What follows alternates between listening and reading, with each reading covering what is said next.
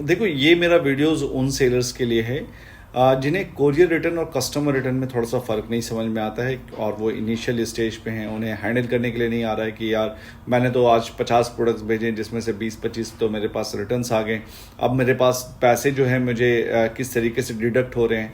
तो मैं आपको 2-3 चीज़ें क्लियर कर देता हूँ। देखो, एक तो सबसे पहले कि जो कोरियर रिटर्न होता है वो उसको आरटीओ भी कहते हैं, आरटीओ भी कहते हैं, रिटर्न टू ओरिजिन इसको कहते हैं ई कॉमर्स के लैंग्वेज में।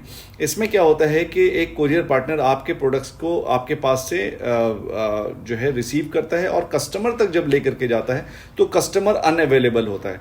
तो जब वो प्रोडक्ट्स रिटर्न आएगा तो उसमें कंपनी आपको कोई भी चार्जेस नहीं लगाती है, ठीक है। जो आपकी पैकेजिंग की चार्जेस होती है वो आपका जो है कॉस्ट जाता है आपके पॉकेट से।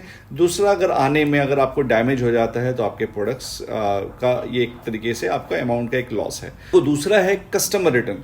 अब कस्टमर रिटर्न्स में क्या होता है कि जनरली जब कोई प्रोडक्ट्स परचेज करता है और उसको नहीं पसंद आता है तो वो रिटर्न करता है। तो अब जब रिटर्न करेगा तो आपका तो कोई बेनिफिट नहीं हो पाया, आपके प्रोडक्ट्स तो बिके नहीं।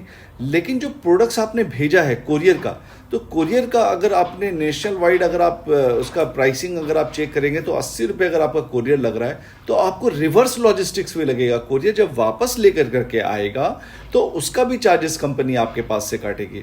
तो तभी मैं शुरू से ही बोलता आया हूं कि आप जब भी काम करें, देखो, नो रिटर्न पॉलिसी वाले प्रोडक्ट्स में काम करें, ये आपके लिए ज़्यादा बेनिफिटेबल होगा।